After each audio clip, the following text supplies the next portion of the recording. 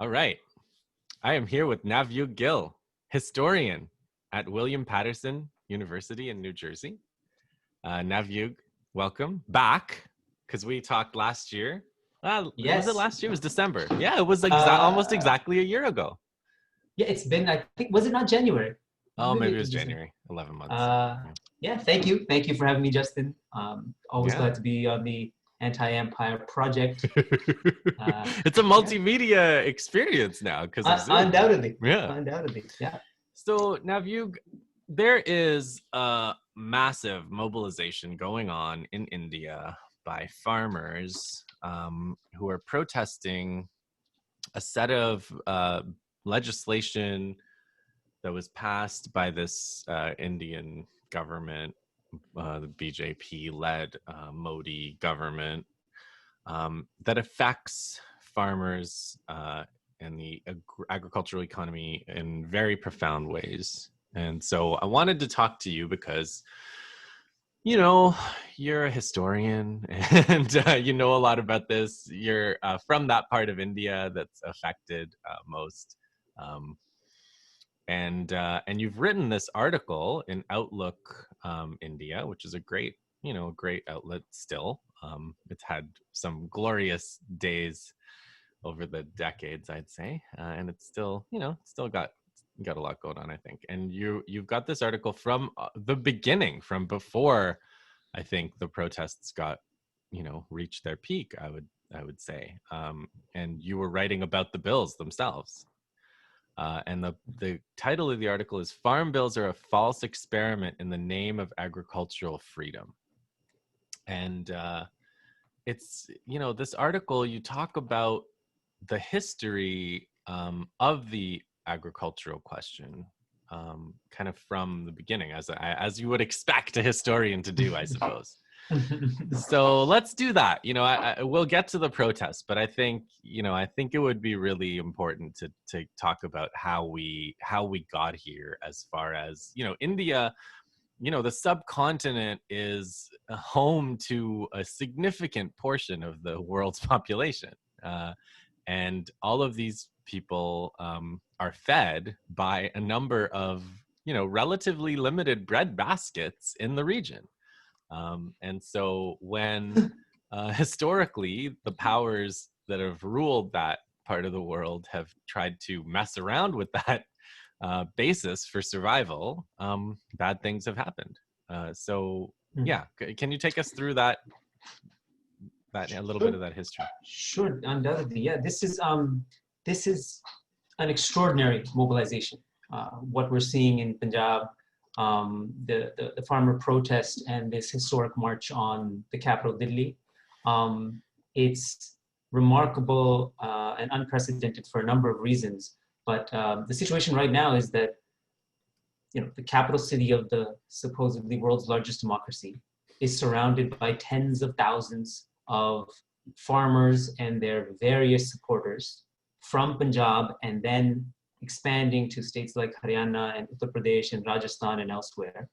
And they're demanding that the government repeal these 3 farm laws that were passed in September. And the scenes that we're witnessing, millions of people are watching, on social media and independent media and elsewhere, of people battling water cannons and, tear gas canisters and batons and overturning barricades to push past, police lines and shut down the arteries to the city. Let's just, I just want to pause, because Punjab is what, like 28, 29 million people? Right. And then, but when you add Uttar Pradesh and Haryana, you're getting into like potentially the biggest plurality, or, in the country, right? Right. People are talking about like 250 million people mobilized as part of that. So that is another thing. That's the sort of all India strike that was called. Oh, that was the one day. Yeah, the one day one on December 8th. Right. So that has its own kind of interesting, politics to it. Right. But so this is, what we're watching and witnessing, and support rallies in cities across the world, politicians commenting on it. The farmers are adamant in their demands. The BJP the government refuses to budge. And so there's this kind of tense standoff. In order to understand this, as you wait, said, and there's a one historian. other thing. Okay. I did want to say one other thing, because you point this out in another article, which is that the farmers did something really smart, which is they didn't go into the city. Yeah. So do we want to do like a short genealogy of like this present mobilization, or should we track it back? What do you prefer? Well, let's track it to the bills themselves right off the front. So what we have to understand is that this is a pandemic year.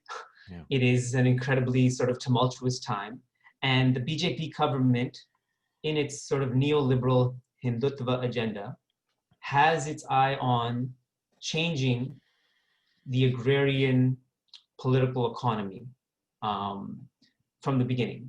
Yeah. And over the summer, in the midst of this pandemic, in the midst of the shutdown, there was rumors that they were going to implement these three bills, or put forward these three bills that was going to change agricultural policy. The farm unions in Punjab started to mobilize, and there are over 31 unions. They vary in terms of their size and their reach. Some are aligned with certain political parties. Some are more radical than others, but they all were alarmed at what the government was proposing and started to do the work of mobilizing people against these farm bills. So this happened over the summer, and they have cadre of workers and supporters who went out to villages and educated people and started having smaller demonstrations and meetings and making demands of the state government that this not be done at such a tumultuous time. And this built up, June, July, August, this mobilization sort of grew. And the core of the bill, are you going to get to that? Yeah, I'll get to the bill. So the bills, what their bills are, they're touted as reforms, but they are basically an attempt to privatize agricultural procurement and distribution. Right. So we can talk about the bills in a second, but I just want to say that that was the kind of mobilization that a lot of people miss, and it was key to understand how we got to where we are. So when the government showed no interest in responding, no interest in engaging, they escalated, and they began to have these large public encampments in sort of central spaces in different cities. They started blockading the rails to disrupt, freight traffic. They surrounded the homes of politicians. They, burnt effigies and sang songs and sent petitions and had this sort of groundswell of popular support and drew all the more and more things people. that democratic movements do in democratic dispensations, right? Right, absolutely. And the world was watching. And they conducted that mobilization and built those links across caste, across religion, across class, and sort of drew in vast segments of Punjabi society that would be harmed by these bills. So in August, things sort of ratcheted up when the government announced that these bills are going to go forward in parliament and they're going to get passed into law. Mm-hmm. And in September, there was a sort of mass gatherings and encampments at the different sort of border points between Punjab and Haryana, which is the state adjoining Punjab. They were one state until 1966. And quickly the peasant union, the farmer union leaders realized that you can only demand the Punjab government so far. This is actually a central government issue, and no decisions made by the Punjab government actually have any bearing on this. In fact, the Punjab government passed a resolution denouncing the bills and trying to nullify them. And all of the parties in Punjab are against these bills. I mean, they had to kind of half-heartedly do that when they saw how much the sort of popular mobilization opposed them. So this happened in September, and the bills were passed at the end of September. So the bills became law, and that elevated the kind of anger and frustration. And then from September, you see more and more people coming to these key points at the Haryana-Punjab border. And the call is put out that we're going to march on the capital. And we're going to march on Delhi because that's the seat of power. And that's where these laws were promulgated, and that's what has to kind of be confronted. So then maybe should we now discuss the bills you want to, or do you want to kind of have more? Definitely, yeah. So the bills,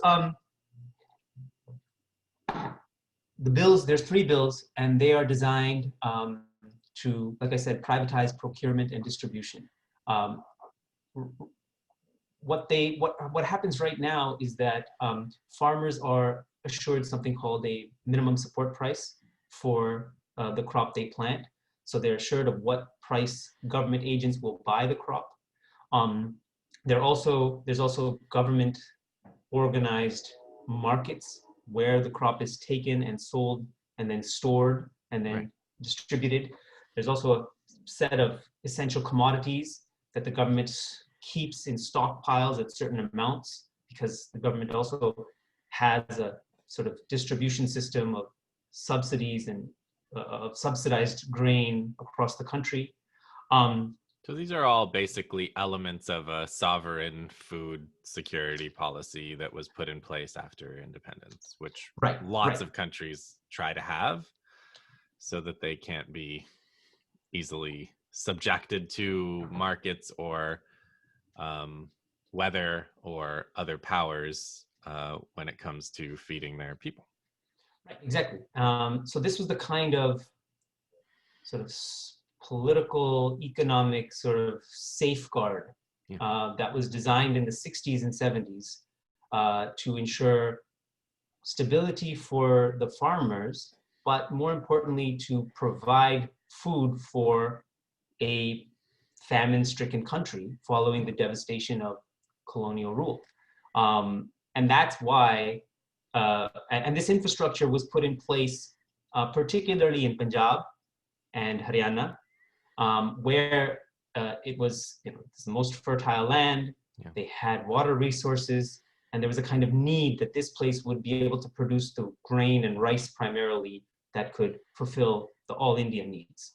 And it still does.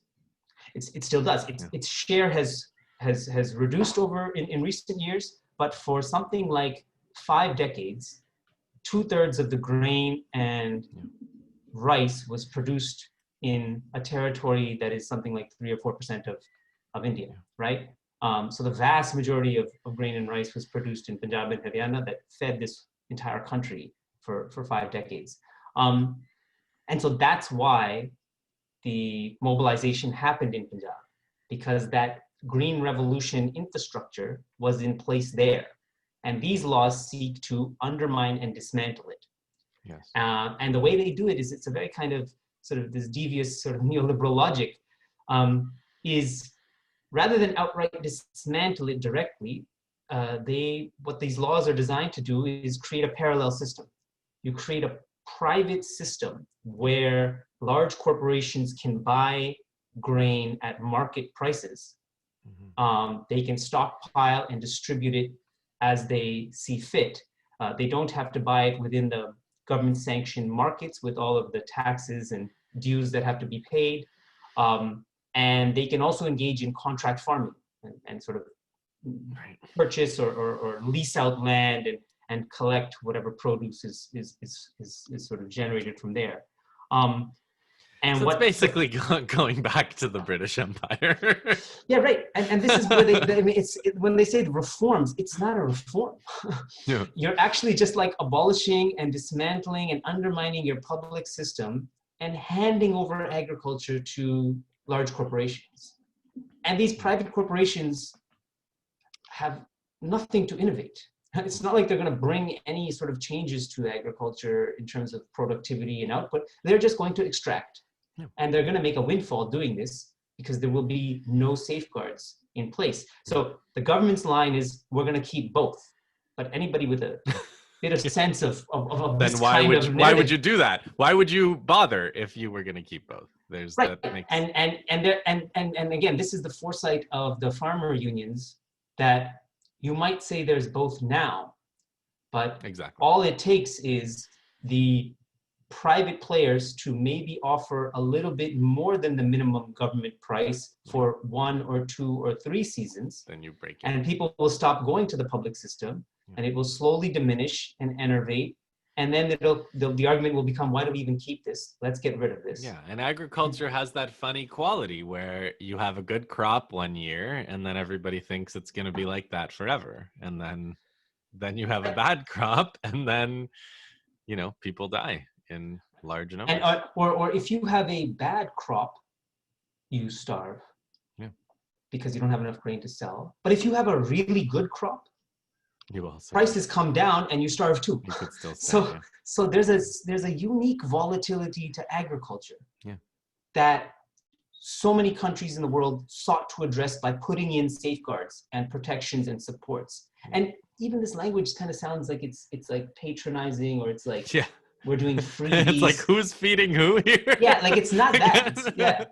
No, these are essential What did safeguards. you eat this morning? Yeah, to ensure the well-being of your society, which to my mind was what the state was there to do. Yeah. Like, why do we have a state if it's not here to ensure protections and safeguards for people, right?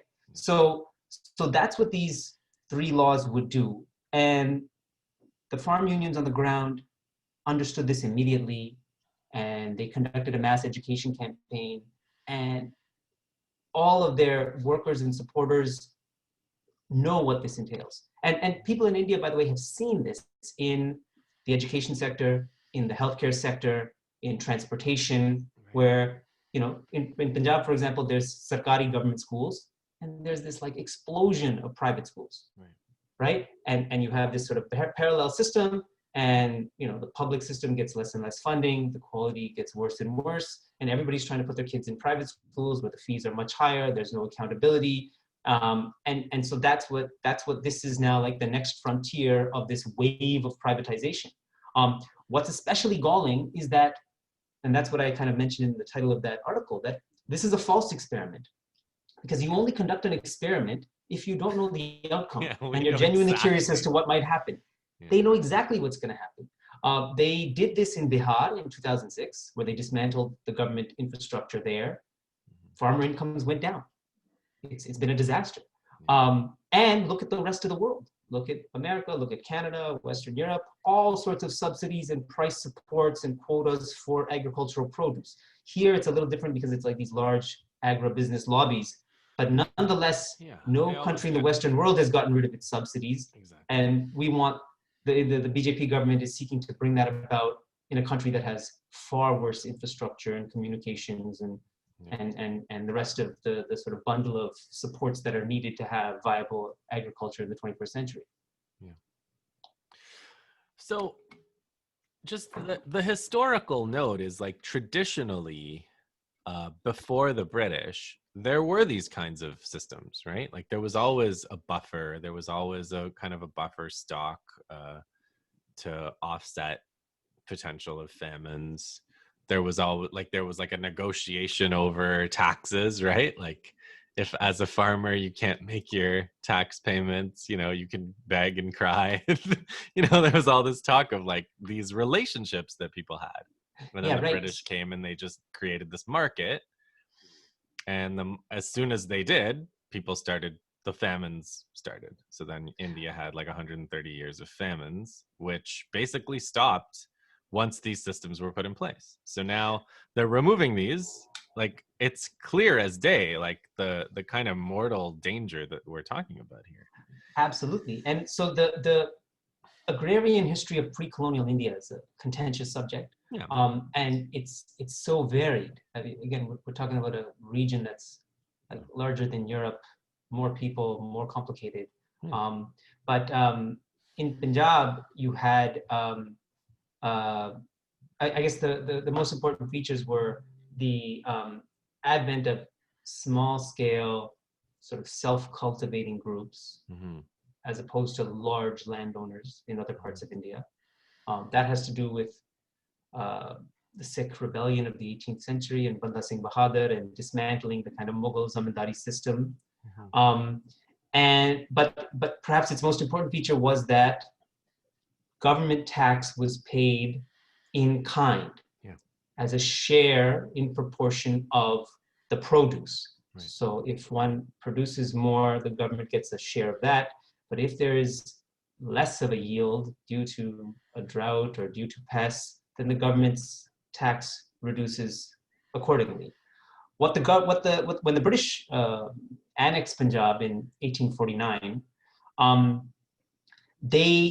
and this is a kind of fascinating story. I'm kind of working on this in my book, but there is this sort of new economic logic about we need to be precise, we need to be rational, we need to have a kind of accumulation of agriculture that's going to give us predictable outcomes every year. Also, we don't trust these people. We don't have the wherewithal to go into villages at the harvest time and count how much the yield is and then take our share of it. Mm-hmm. So what they engage in is a project of settlement. It's called the settlement sort of work, where they start to calculate agricultural potential outcome, and convert in-kind payments to cash payments, and assign outright ownership of parcels of land based on caste to certain groups who are supposed to plant certain crops, which are supposed to produce a certain yield, of which the government gets a certain share in cash every year for 20 years. Right. And then it's recalculated and then it goes up and up and up. So this is the transformation of agriculture. Caste-based private and the transformation property, of castes. Undoubtedly, So caste-based private property, cash instead of in kind, and then implicating agriculture in global networks of production and consumption. The famous example in Punjab is that in the 1860s, because of the civil war in this country, the war knocks out US cotton from the global market. So cotton prices shoot up.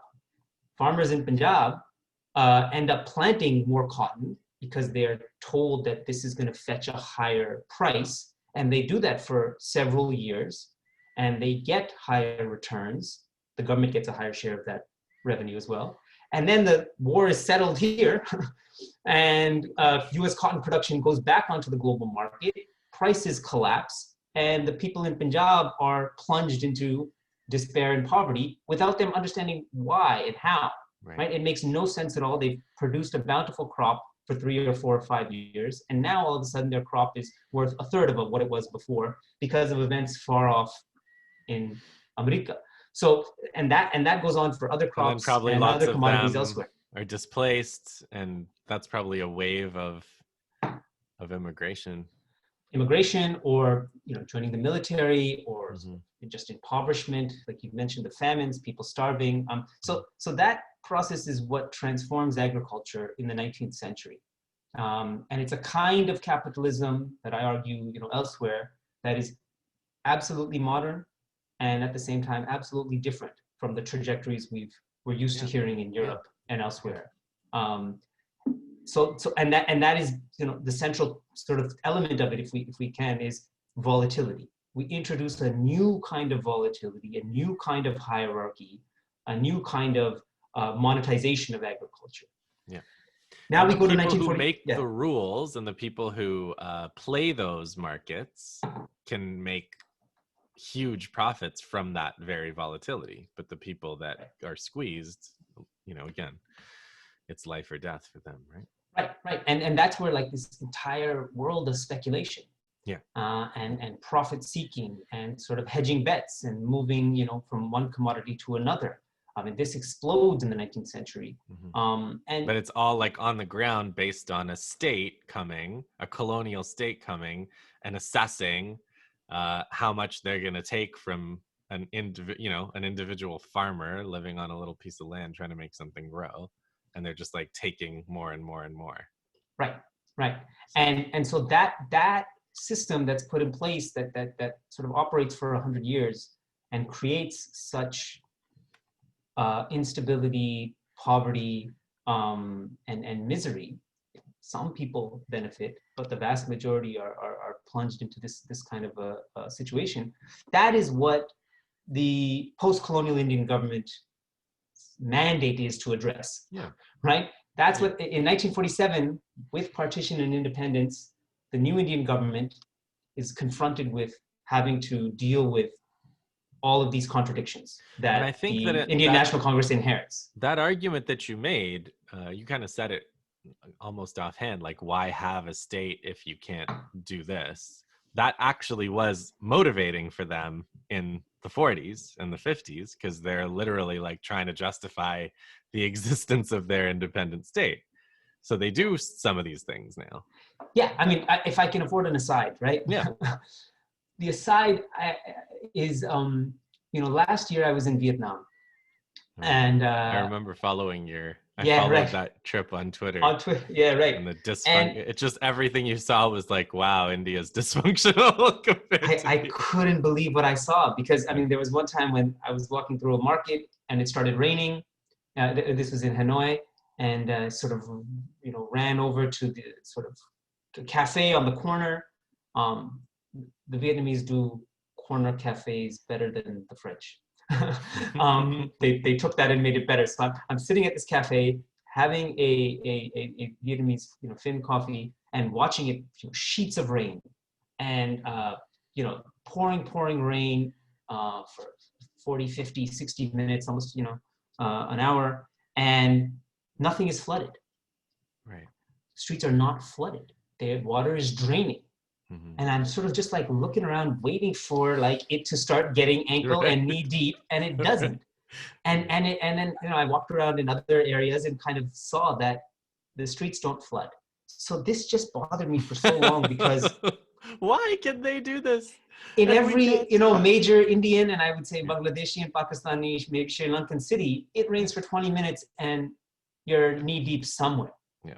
And so I was like, what is the difference in infrastructure? And usually people I am at the forefront of not sort of engaging in the absurd comparisons between, say, India and America or Canada or whatever, right? Right. Incommensurate settler colonies and colonial states and all of that, right? But Vietnam and India is an apt comparison. It's something to put alongside and try to see what is the nature of infrastructure in one place versus the other. Vietnam arguably went through a more vicious colonial rule. That's right. The French were monsters. And afterwards, they fought tooth and nail to evict them. The Americans came, dropped more bombs on the Vietnamese than in World War II, engaged in a brutal, oppressive, war that the Vietnamese people heroically fought and defeated. 2 million Vietnamese die in this war. They achieve independence finally in 1975. 75. Yeah, like 25 years after India, and yet there is this infrastructure that is built. And India, for independent in 47, doesn't have this. And so when I was asking people there, the answer they gave me is that, look, our daughters and sons sacrificed so much for independence. The leaders had to deliver. Part of the mandate of, we're going to sacrifice ourselves and our families to fight the French and the Japanese and the French and the Americans. And then after we achieve victory, we must provide for these people.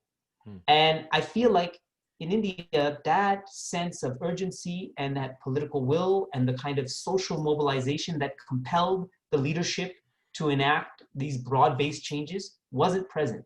It was an inheritance of power rather than a revolutionary change. And this might get like Indian nationalists a little anxious, but we can't deny that with Nehru and Jinnah and the rest of them sort of sitting around tables and signing documents and sort of coming up with a kind of an agreement. And what happened? Not a single British soldier got killed, and instead we ended up killing each other in Punjab and Bengal and elsewhere. So that's part of like the core of sort of Indian nationalism and the contradiction of the Indian state that some of us know, but it's a kind of lesson that we have to, I think, remind ourselves over and over again. Yeah, and I mean, I'm smirking because there's a book that I read about this, comparing the industrial strategies of India and South Korea. Okay.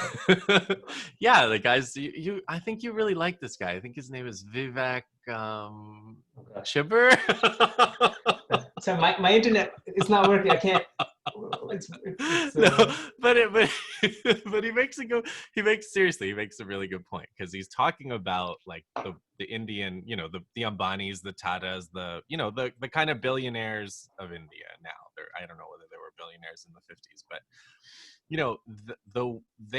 they were the ones who were like dead set against an industrial strategy, and then and now they're lobbying for strategies that end up, they're great for them, sure, but the Indian nationalist, the left-wing Indian nationalist would argue, they always do around the world, with Brazil, Canada, whatever, is that if they had got on board with a national economic project, they would have been better off too. But of course, they just see themselves as part of a, parasitic. I mean, they don't, but that's what they want to do, right? Like they want to do what the British Raj did. Right. And they're in league with the leadership of the Indian National Congress. Yeah, 100%. By and large. By and large. So like, we can talk about the BJP and the amazing acceleration of the horrors that they've done since they got in, like the Kashmir, the Citizenship Amendment Act, the demonetization, like the list of things, the list of destruction that they've done, and now these farmer bills in such a short amount of time is Ram Mandir, huh? Yeah, right. It's shocking. On the other hand, like all of these trends, especially when it comes to economic trends, were trending this way under Congress. Absolutely. So Absolutely. it's it's a little bit like, the US or whatever, like the Democrats and the Republicans. It's like all of these things that we are so upset about now were also happening before. It just, it's faster, it's more brutal. Like fascism is different. There are differences. Like I have to admit there are differences, and I would rather have Congress in office now.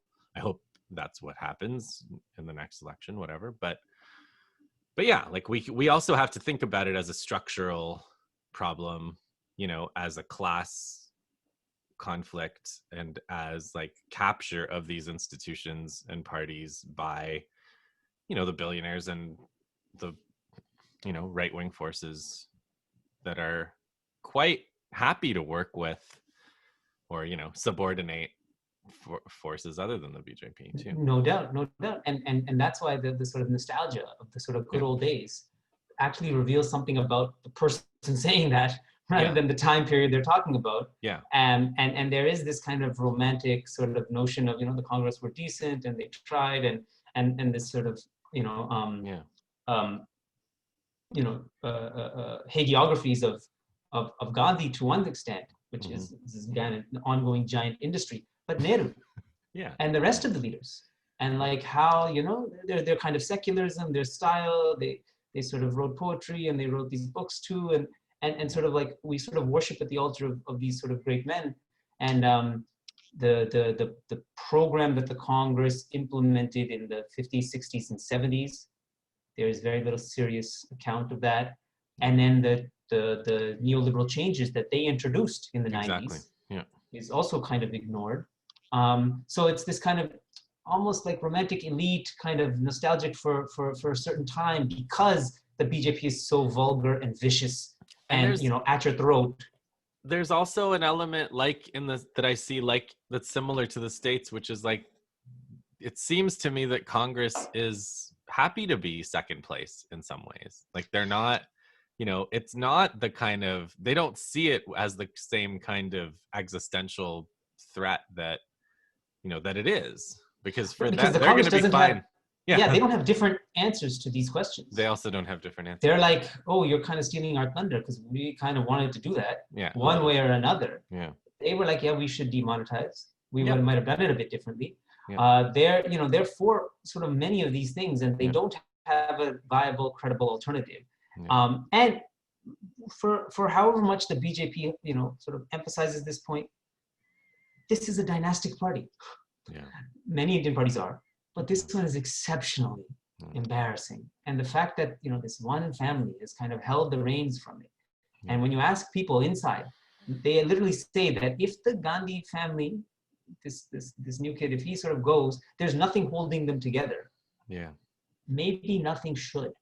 Right. Maybe actually, rather than a Congress return to power, we actually need more parties, a greater plurality, have different forces come from different regions, and make something of that, rather than hedging our sort of hopes on some lackluster third, fourth generation novice who sort of fumbled his life through everything. It'll be another period where the right mobilizes and is in an even stronger position 6 years from now. Or right. So, I mean, to get back to the story, then, so that it's that contradiction in 47, that it's a transfer of power and not a revolutionary change, that I think forecloses the horizon of what's possible. And so, instead of engaging in a equitable transformation of agriculture, where we can have serious land reforms, we can have this massive infrastructure investment, we can kind of,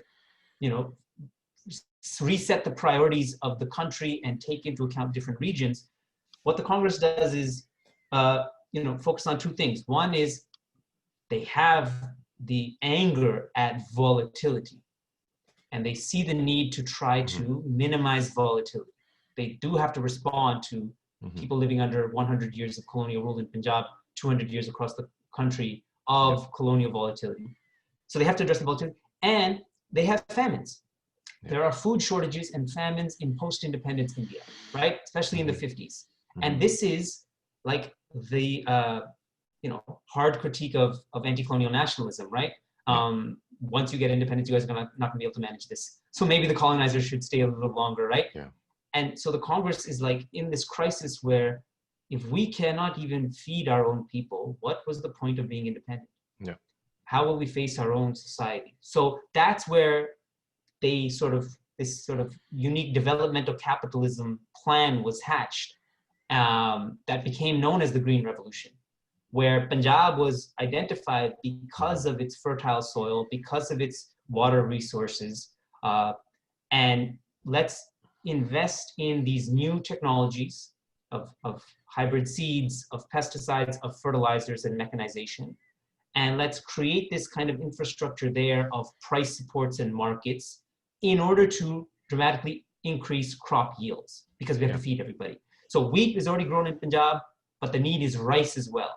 And this is also this is a period. So they do look to the Soviet Union, and so there's Mahalanobis, and there is 5-year plans, but the Green Revolution is Ford Foundation, American. The Americans get in there and they do it the way that's their laboratory. They get to kind of test out all of these new technologies, and they're underpinned by that state support. So something like wheat, which is foreign to Punjab, you only you have to grow it in like 10 to 12 inches of standing water for 5 months. You mean rice? You don't have that. Rice. Sorry, rice. You don't have that in Punjab. You have it in Kerala, Tamil Nadu, and Bengal, and elsewhere. They say, well, let's put rice in Punjab. And the way they put rice is we'll create a very high minimum support price for it, and we'll provide all of the seeds and fertilizer and subsidies for the infrastructure, like tube wells. So farmers go for it. And then they produce rice. And like I said, it's like 60 or 70% of the rice for the entire country in the 60s, 70s, 80s comes from Punjab. And that's what, that is the sort of structure that is put in place and carried forward from that time. Now, all along, there are criticisms of this system. People are not happy with it, right? It might increase some prosperity. It addresses some of the issues of volatility, but every year there's a debate over what is the equation for MSP. How do you actually figure out what it is? Should it be pegged a little bit higher, and cost of inputs and other charges? The functioning of the mandis, the markets, right? What are the cold storage facilities? What are the transportation networks? These have to be expanded. So there's all sorts of opposition to it at the same time to improve it. And And there's also criticisms deeper about, like, look at the ecological devastation this is causing, poisoning and deepening the water table, the use of pesticides and fertilizers is poisoning crops. There is friction over caste relations, over indebtedness, land fragmentation. There's all these sort of societal tensions too. Yeah. But those conversations go from the 60s, 70s, 80s onward. And I mean, the BJP now acts like none of this happened. Yeah. And they're That's sort of them, coming right? and That's just their wiping thing. it away. Clean slates. Yeah, clean slates for everybody. And let's cast it all aside. Mm-hmm. And that's that language of reform. If you want to reform something, there's 100 proposals on the table. People have been talking about reforms for 50 years. Your reform is actually a corporate handover. Right. And it's amazing that people on the ground, before any political party said a word, rose up to confront this. Yeah. I mean, that's what we see here in the US. Like, USPS is dysfunctional. Let's privatize. Right. The rails are not working well. Let's privatize. Hydro One, right? Hydro One has some issues. Privatize it. Right. I mean, the wheat board. I mean, in Canada, right. The analogies. I keep coming back to the wheat board and the privatization of the wheat board because it's a very similar thing, right? The idea. Right. Or the rail networks in England, right? Like, let's privatize the trains. Right. And prices go up and everything gets worse. So you mentioned in your article the 1978 Anandapur Sahib resolution. Yes. What is this? So this was a document produced actually in 1973 by the Shromani Akali Dal, which is a regional party in Punjab. And it was a direct critique of the way Congress had been organizing center-state relations.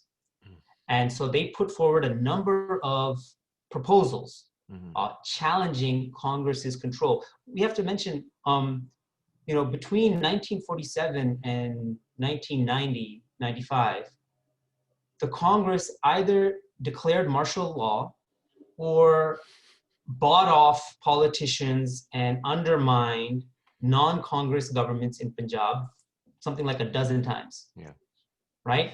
Yeah, like would not tolerate. I'd say after Kashmir, Punjab is probably the most interfered with.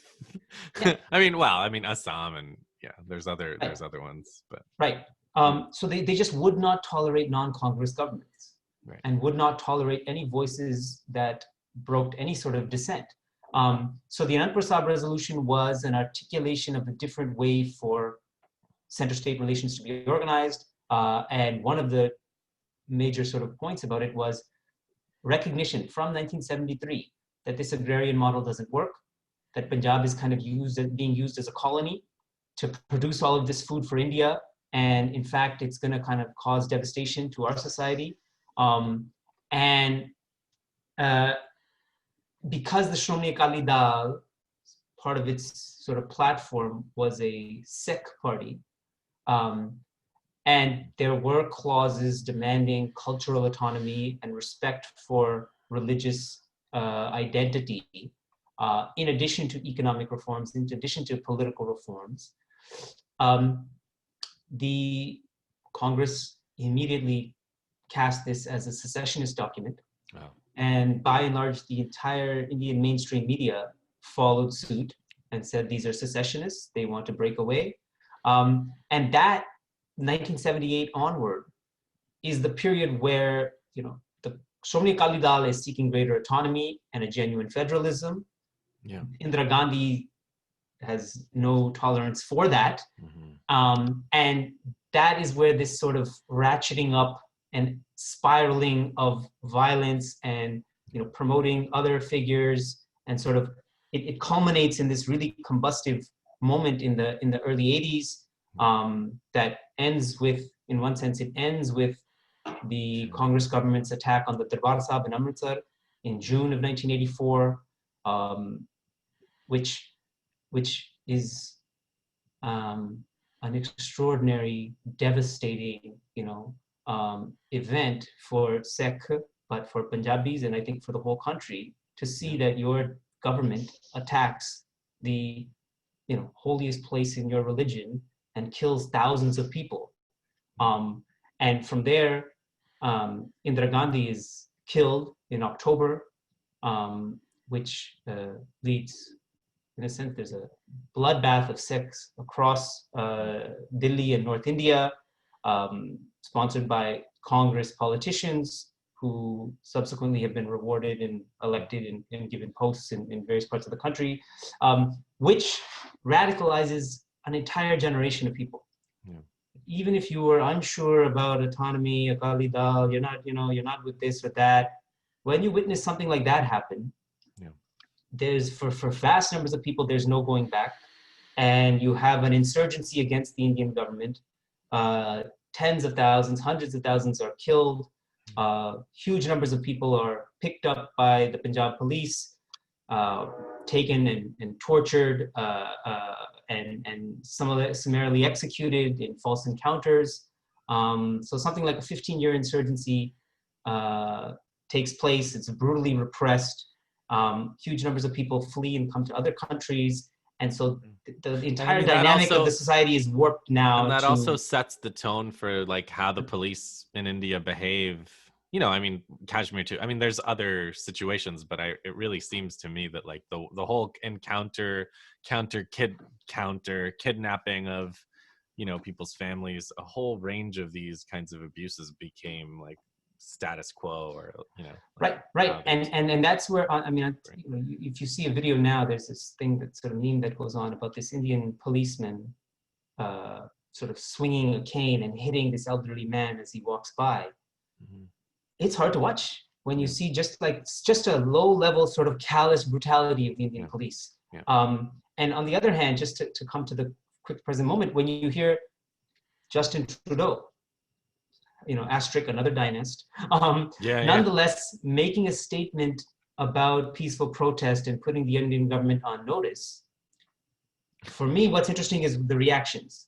And so you get this like Indian liberal, you know, commentator group that is like, it's an internal matter. How dare somebody else interfere in our you know, issues within our country? Right. And they're like, maybe the farmers have a legitimate demand, but nobody else should talk about India. And for huge numbers of Sikhs and Punjabis, we're like, we know what you mean when you say internal matter. We know what you guys have done. And actually, more scrutiny is needed. Yeah. Let every government comment on the brutality of the Indian government. Yeah. Let the Indian government comment on the brutality of the Canadian government in the tar sands protests and what they've been doing in Nova Scotia and elsewhere. Let there be more scrutiny. Let these so-called democracies be put on notice. So that they are not able to engage in the kinds of things they've done before. Yeah, they're all in the same club, right? They're all democracies. Right. You know, they all have human rights and rule of law, right? Right. You would think so. So politically, who are these peasant unions? Where are they on this? Are they nostalgic for the Congress? You know, obviously not. But like, what are the politics of these unions that are leading this? Yeah, that's great. So, like I said, there's 31 of them, and some people get sort of anxious about why are there so many. Yeah, look, it would be good if there was maybe one, maybe not.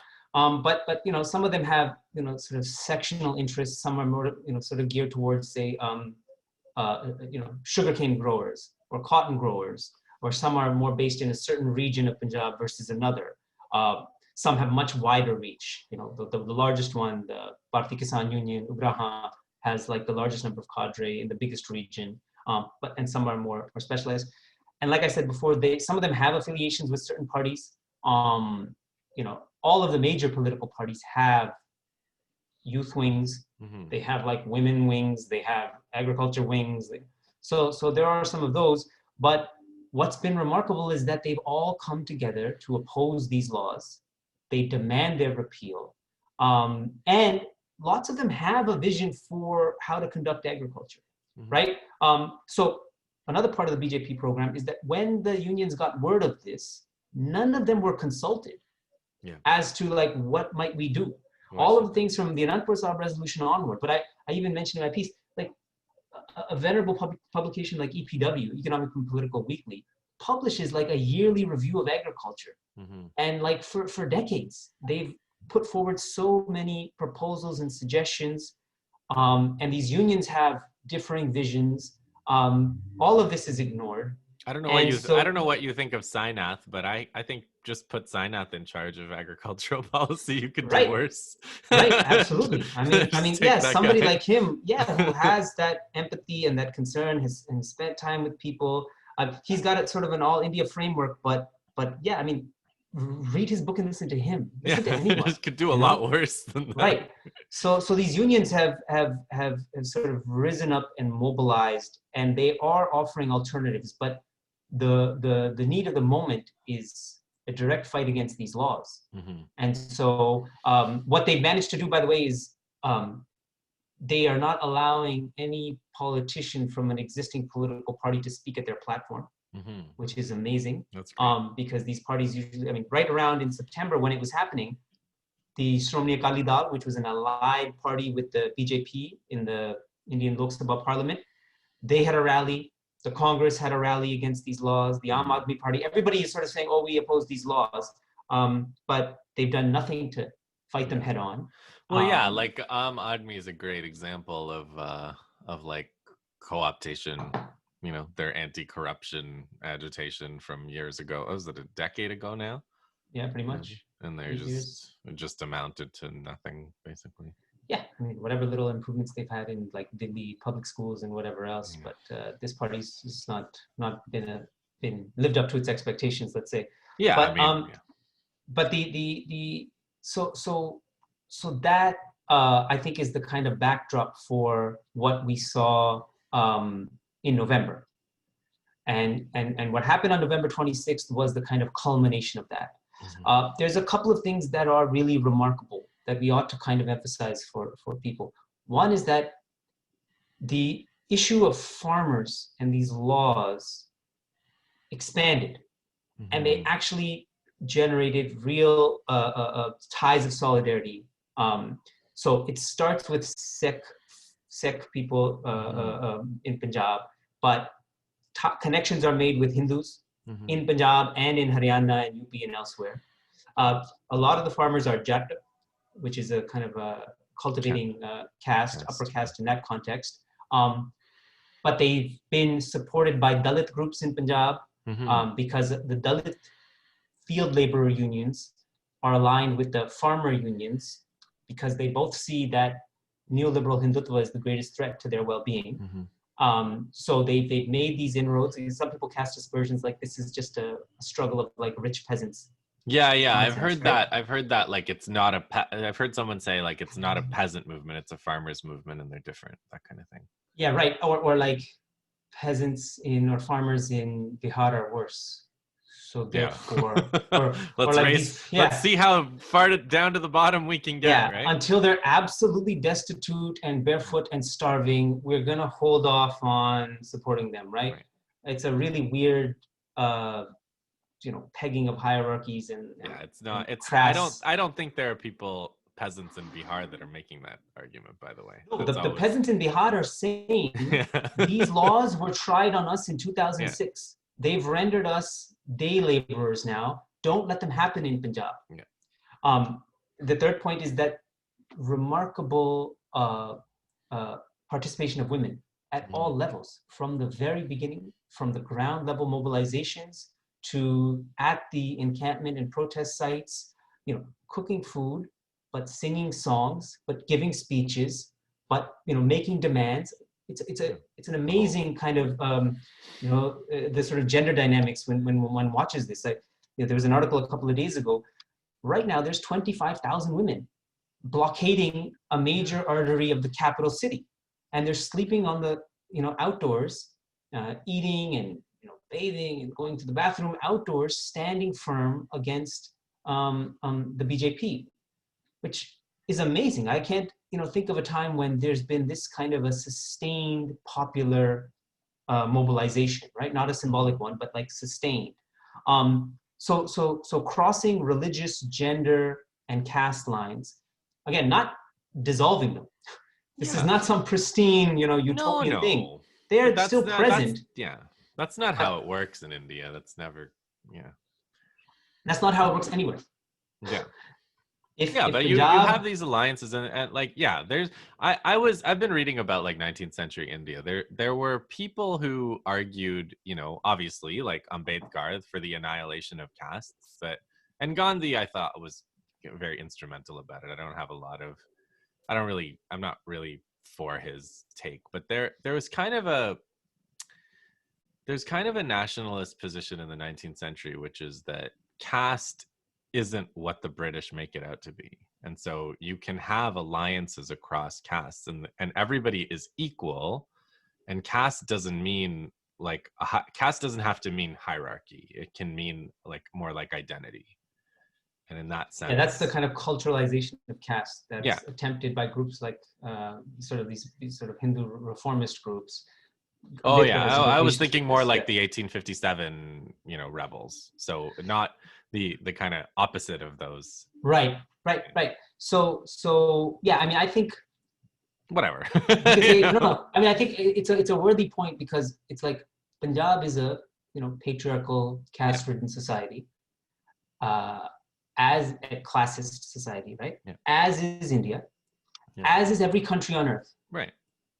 So, those divisions would necessarily also be present in a protest movement. Right. Gender, caste, class differences, as they would be in every other movement that has ever gained anything meaningful in human history. But movements have the potential to transform those kinds of... Right. So that's why the actual inroads and ties of solidarity that have been forged are worth pointing to. It doesn't mean we're just like caught up in the romanticism of it and we think they've kind of dissolved everything. But we should say that these genuine relationships and inroads have been made. The Kisan unions are supporting the Khet Mazdoor unions in their struggles back in Punjab. Right. The gender transformation is evident. The class differences, the 2-acre owner, the half-acre owner, and the 15-acre owner have a sort of commonality.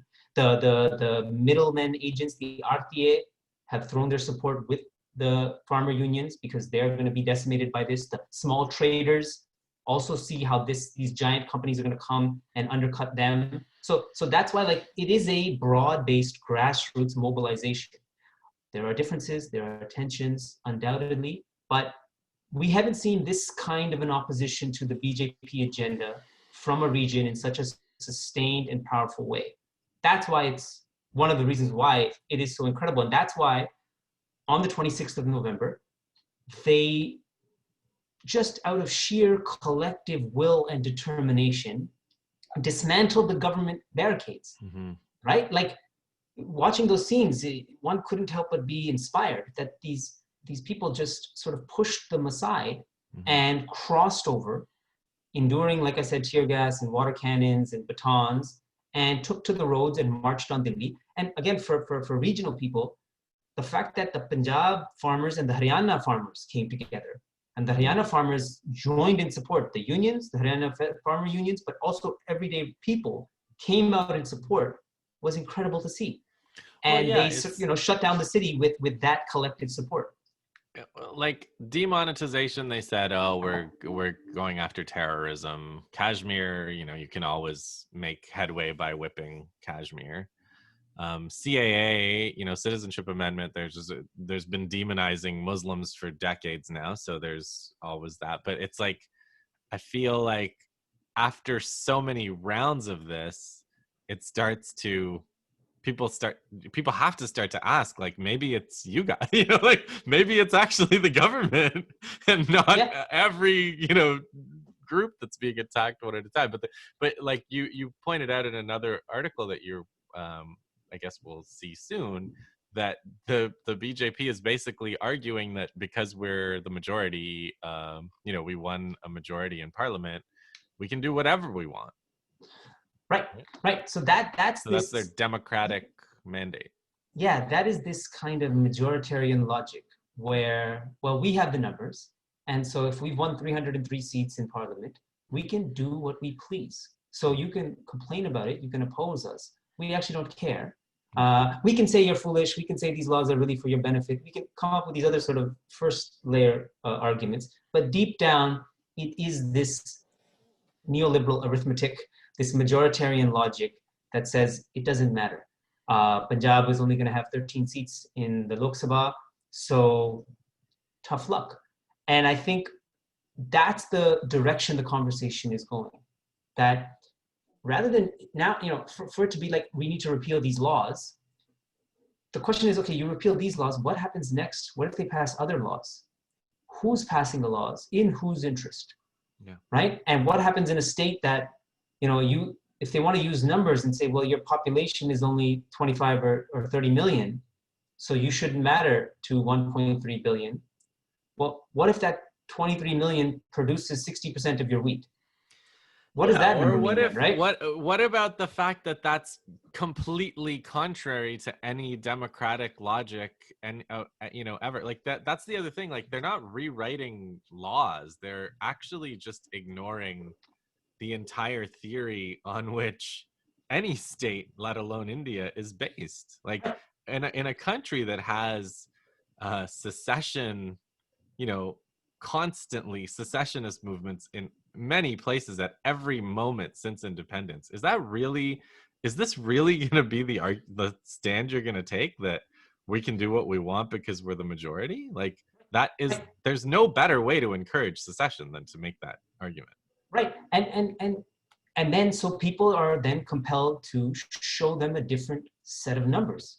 Yeah. If you're obsessed with your 303 seats in parliament, well, what about the 100,000 people blocking the city, the arteries to your capital? Yeah. What are you going to do about those numbers? People have their own way of demonstrating the power of numbers. And what does it mean to have a federal government? What does democracy just actually mean? Yeah. And unless the distinctive histories, economies, cultures of regions are taken seriously, the BJP will continue to kind of ram forward this agenda. I mean, that's why, again, the thing that you mentioned maybe at the beginning too was the fact that they didn't enter Delhi. Yeah. For me, it's astounding. Well, the CAA got the protests, the citizenship amendment protests got stuck, right? They got trapped. Almost every other social movement in Indian history, the political acuity to say that we're not going to enter the Ram Leela grounds or the Brari grounds or even Jantar Mantar was so incredible. Yeah. I think it will change the face of protest in India. Yeah. Right? That before this moment, any number of really good-hearted, protest leaders would go to Jantar Mantar. Yeah. And would perform their opposition, and sit the government on agitation. Would say, notice, sit on agitation, sit on hunger strike, and do this and that, and it would largely come to nothing. No. And what they've showed is that if you actually want to protest, you actually have to do something with consequence. Yeah. It can't be cordial and polite. It has to be disruptive. It has to put pressure on the government. And I think from this day forward, no social activist can ever propose going to Jantar Mantar. You can never propose going to Ram Leela grounds. That option is off the table. You will have no credibility by saying, let us go and do another drama at some public designated grounds where everybody can watch and we can feel good about ourselves, and nothing will come of it. This has actually transformed that equation. I think it's a lesson for people everywhere. When they give you a designated protest site to voice your concerns, don't go there. What are we doing? Yeah, like that's not what this is. Then you can just stay at home and write your letters. Protest is something different, and they're showing it. And they said that they have 6 months of supplies. They have kitchens, right? They have hospitals, libraries, like sort of clinics. I mean, there's an entire infrastructure that is built up around these protest sites to sustain this movement. Like, we really have a lot to learn. Yeah. So if there's 31 unions, I'm just thinking like, Amit and Narendra right now. Can they kind of buy them off, pick them off one at a time? It's a question I'm sort of grappling with a lot, and I think that so that would be Amit and Narendra's plan, and you pick off the weaker ones, the ones that have less of a sort of political critique and vision, the ones that you might dangle some reward later.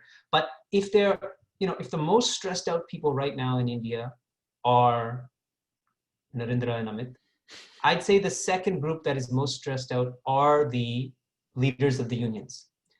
Not just stressed out because of the negotiations and how harrowing they are, but they know they have to come back to the protest site. Right. And the people will hold them accountable. That's The good. people are not going to accept a kind of sellout deal. And the sort of anger of the crowd, the sophisticated, politically acute anger of the crowd is putting demands on the leadership. I mean, just again, another example, there was a big show in the Indian media when on the third day, the farmer union leaders went and brought their own lunch. And they wouldn't drink the government tea and they wouldn't have the government lunch. And everybody applauded it. So did I. That was a great decision. But we have to recognize that it was people in the protest sites that were condemning and ridiculing the protest, the farmer leaders for going to sit there and have a government lunch and have a government tea and do nothing. Right. So after 2 or 3 days of doing that, the leaders realized, okay, we can't do this. We are going to bring the food that is being cooked collectively here and take that and eat that there as a show of sort of defiance. So the applause is correct. We should understand its source.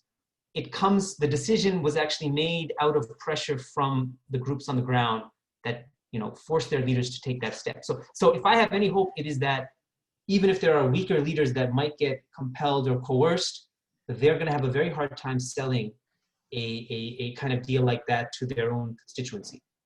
Right. Yeah, well then, in that case, that leaves just repealing the damn law, right? But I guess if they do that, then all their other projects come into question, whether it's CAA or, reading down 350 in Kashmir. Right, 370, yeah. So, I mean, this is where everybody says, again, reading from the crowds, right? The BJP never takes a step back. Narendra Modi's entire sort of political persona is, once I say something, I make it happen. You see, I repealed 370 in Kashmir. You see, we're building the Ram temple. You see, so everybody at the protest sites knows this. Yeah. They're like, yeah, he has made this kind of stand. He's firm on it. He's done it before. We also have a history. everybody we also says have a stand. Yeah. Nobody we also backs have down our until they principles. back down. Yeah, we're right? not going to back down either. Exactly. The invincibility of the government is there until it's not. Yeah. So they've actually kind of like, let's dismantle the myth of the impervious Narendra Modi and say that popular pressure, the ardent, determined resistance of these people is something we ought to respect, pay attention to. And they are fully aware of their opponent.